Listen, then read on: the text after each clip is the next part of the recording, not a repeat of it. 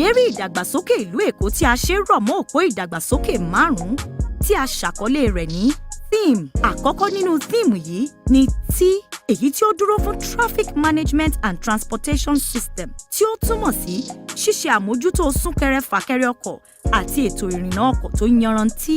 Láàárín oṣù 9 péré lórí àlééfà, a ó yanjú ọ̀rọ̀ súnkẹrẹ-fàkẹrẹ ọkọ̀ nílùú Èkó.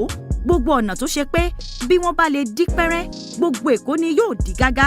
A ó ṣe àmójútó wọn ní wàràǹṣeṣà kí gbogbo àwa ará ìlú Èkó lè bọ́ lọ́wọ́ súnkẹrẹ-fàkẹrẹ ọkọ̀. A ó ṣe àgbékalẹ̀ gbáǹkọ́gbè ètò ìrìnnà ìgbàlódé tí ó sẹ́lẹ́gbẹ́ níbikíbi, èyí tí yóò mú kí ètò ìrìnnà ojú pópó, lórí omi àti ti reluwé máa ṣiṣẹ́ ní sísẹ̀ǹtẹ̀lé. Gbogbo ọ̀nà jágajàga tí ń bọkọ̀ jẹ́ tó ń dẹ́rù bá wakọ̀ yóò di títúnṣe. A ó sì ṣe àfikún àwọn ohun amáyédẹrùn ní gbogbo ọ̀nà wa kí àwọn ọ̀nà wa lè fẹ̀ kó sì lè gba ọkọ̀ sí dáradára.